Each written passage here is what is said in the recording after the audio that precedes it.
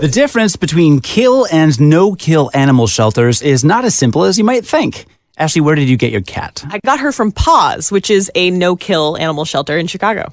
Nice, but if it had not been a no-kill animal shelter, it actually wouldn't have been that bad of a thing based on the information in this story. Right, I didn't realize that. I specifically looked out for a no-kill shelter, and turns out that maybe a traditional shelter would have been fine too. Right.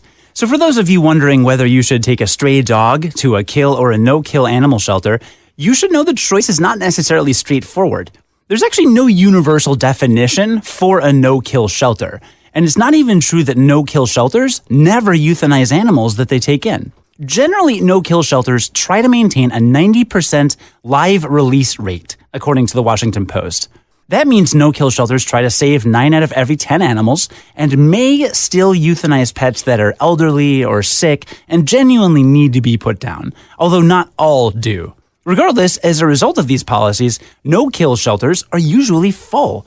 Every shelter has limited space, and at no-kill shelters, animals can stay for their whole natural lifetime. That's not a ton of turnover. When no-kill shelters turn animals away, and usually it's the struggling, not cute animals they can't find room for, they more or less sentence those animals to either the streets or to kill shelters. And if the choice is between being left on the streets and being sent to a kill shelter, even PETA says kill shelters are the more humane option.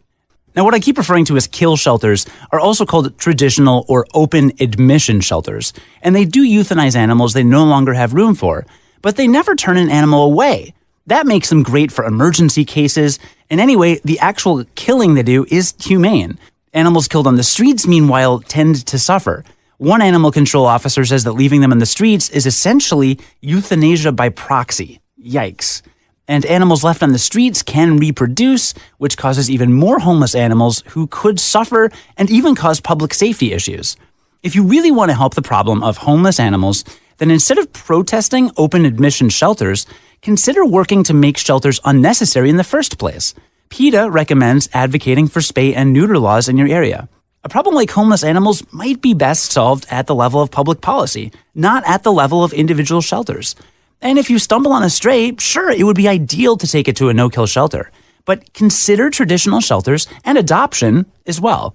The no-kill shelter's likely full. And if you're going to adopt an animal, either shelter is fine. Either shelter is great.